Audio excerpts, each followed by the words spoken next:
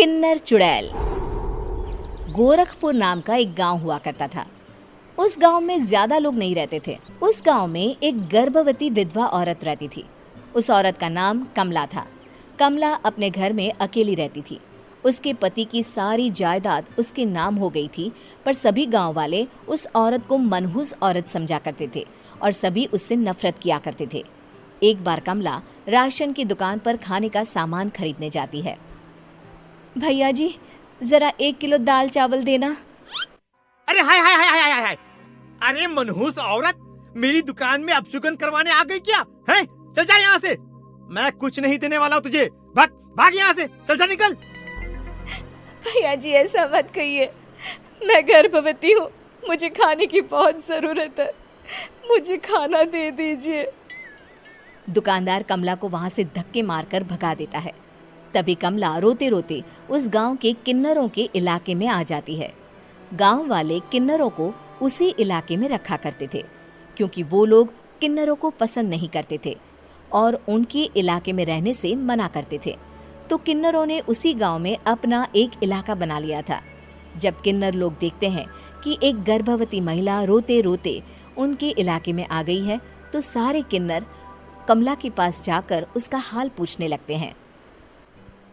क्या हुआ बहन, तुम्हारी गर्भवती अवस्था में इतनी बुरी हालत कैसे है? तुम रो क्यों रही हो? तुम डरो मत, हम तुम्हें कोई नुकसान नहीं पहुंचाएंगे। तुम शांत होकर सब बताओ कि हुआ क्या है। मैं कमला हूँ, मैं गांव के दूसरे इलाके से आई हूँ। 2 महीने पहले ही मेरे पति की मौत हुई है। मुझे गांव के लोग मनहूस मानते हैं, क्योंकि मैं विधवा हूँ और गर्भवती भी। वहाँ के लोग मुझे खाने के लिए कुछ बेचने के लिए भी तैयार नहीं, जिससे मेरा गुजारा नहीं हो रहा था। कोई बात नहीं कमला, हम तुम्हारा ख्याल रखेंगे। किन्नर लोग कमला को एक खाली घर में रहने के लिए जगह दे देते हैं और उसकी देखभाल भी करते हैं। कुछ ही महीने बाद कमला अपने बच्चे को जन्म देती है, पर अफसोस, कमला बच्चे को जन्म देते ही अपनी जान गंवा देती है। जब सब किन्नर बच्चे को देखते हैं तो बहुत खुश हो जाते हैं, क्योंकि वो बच्चा भी किन्नर ही था।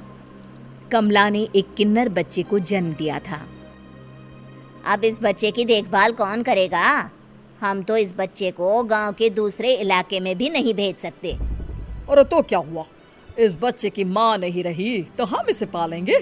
अब ये हमारे इलाके में रहेगा, हमारे साथ रहेगा। फिर वो किन्नर उस किन्नर बच्चे को गोद ले लेते हैं, उसका नामकरण कराते हैं। उस किन्नर बच्चे का नाम शक्ति रखा जाता है।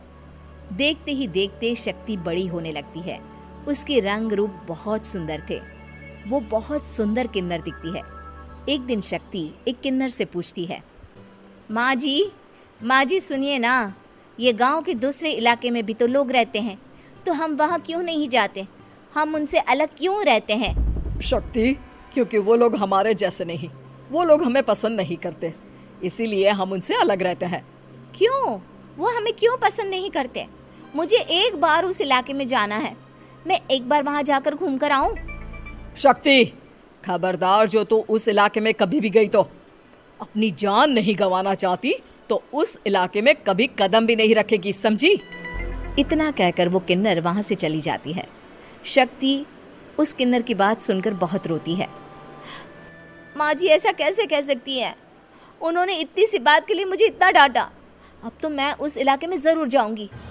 फिर एक दिन शक्ति गांव के दूसरे इलाके में चुपके से जाती है। ये लोग तो हमारे जैसे ही इंसान हैं, तो ये हमसे नफरत क्यों करते हैं? जब शक्ति उस इलाके में पहुंचती है तो गांव के सारे आदमी उसके रूप से मोहित हो जाते हैं। वो लोग ये अंदाज़ा नहीं लगा पाते कि वो किन्नर है। शक्ति की सुंदरता देखकर सारे गांव वाले उसकी तारीफ करने लगते हैं। तभी गांव का चक्कर लगाने गांव के जमींदार का बेटा हर्ष वहां पहुंचता है। हर्ष भी दिखने में बहुत सुंदर होता है। जब हर्ष ने शक्ति को देखा तो वो भी उससे मोहित हो गया, और जब शक्ति की नज़र हर्ष पर पड़ी तो वो हर्ष को देखकर मोहित हो गई। आपको पहले कभी इस गांव में देखा नहीं। इस गांव में आप नए हैं क्या? जी नहीं, वो मैं बस।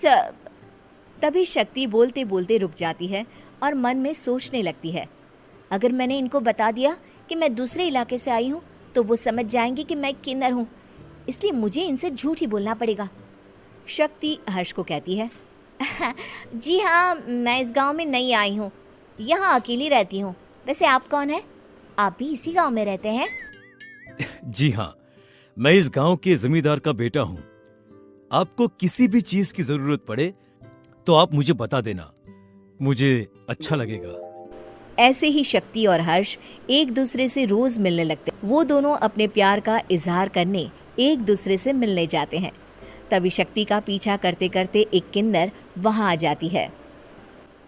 शक्ति, शक्ति, मैं तुमसे बहुत प्यार करता हूँ।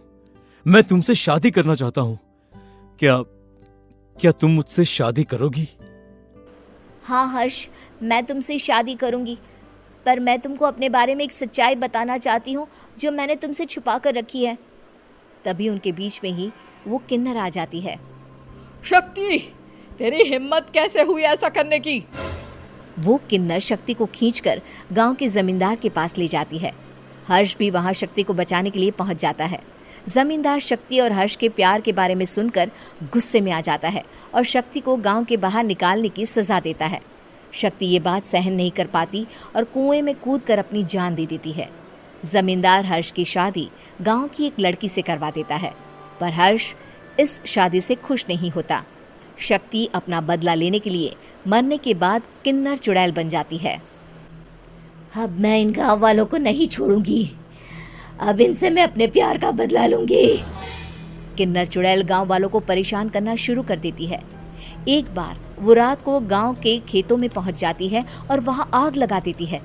सारी फसल जल के राख हो जाती है।